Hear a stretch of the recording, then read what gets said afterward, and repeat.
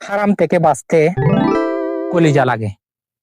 সমাজে যখন সবাই নষ্টামের দিকে, বেহায়াপনার দিকে ছুটে চলতেছে, তখন আপনি একা যখন স্রোতের বিপরীতে চলবেন, এই দৃঢ়তা, এই স্থিতিশীলতা একজন পরিপূর্ণ মুমিন মুসলমানের পরিচয়।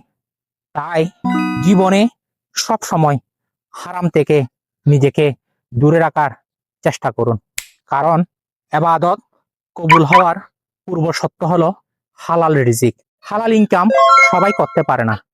যারাই হালাল ইনকাম করে তারা বুঝে এর সফলতা, শান্তি কি। তাই পরিপূর্ণ মুমিন মুসলিম হতে চাইলে অবশ্যই অবশ্যই হালাল ইনকাম করতে হবে। হালালের কোনো বিকল্প নেই। হারাম হয়তো আপনাকে সাময়িক সুখ বা আনন্দ দিতে পারে, কিন্তু কখনোই আপনাকে পরিপূর্ণ সুখ দিতে পারে না। কারণ যখন আপনি কষ্ট, দুঃখ, অশান্তির মধ্যে নিমজ্জিত থাকবেন, তখন বুঝে নিবেন আপনার হারাম ইনকামই আপনার আজকে কাল হয়ে দাঁড়িয়েছে। মহান আল্লাহ সুবহানাহু ওয়া তাআলা আমাদের সকল মুসলিম নরনারীকে হালাল ইনকাম করার তৌফিক দান করুক।